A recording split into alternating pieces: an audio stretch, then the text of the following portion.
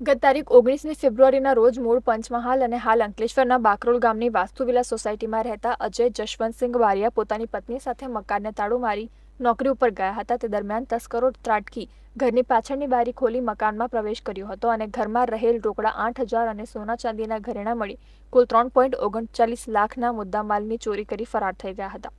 ચોરી અંગે પાનોલી પોલીસે ગુનો નોંધી તપાસ હાથ ધરી હતી. તે દરમિયાન ભરૂચ એલસીબીના પીએસઆઈ આર.કે. ટોરાણી સહિત સ્ટાફે વાલિયા ચોકડી ખાતે અગાઉ ઘરફોડ ચોરીમાં પકડાયેલ ઉમેશ દયાળ બગડિયાને બાઇક અને 2 શંકાસ્પદ ફોન સાથે પકડી તેની પૂછપરછ કરતા આરોપી ભાંગી પડ્યો હતો અને ગત તારીખ 19મી ફેબ્રુઆરીના રોજ બાકરોલ ગામની વાસ્તુવિલા સોસાયટીમાં ચોરી કરી સોના ચાંદીના ઘરેણાં તેમજ રોકડા ચોરી કરી દાગીના મિત્ર રવિ ઇન્દ્રસિંહ રાજ સાથે મળી 532 સાઈ મેડિકલ પર ચેતન વનકેશર નિઝામા અને બીજા દાગીના ભરૂચ જાડેશ્વર ગાયત્રી એસ્ટેટમાં આવેલ કેશર જ્વેલર્સમાં અનિલભાઈ વિરાજી માડીને વેચાણ કર્યા હોવાની કબૂલાત કરી હતી.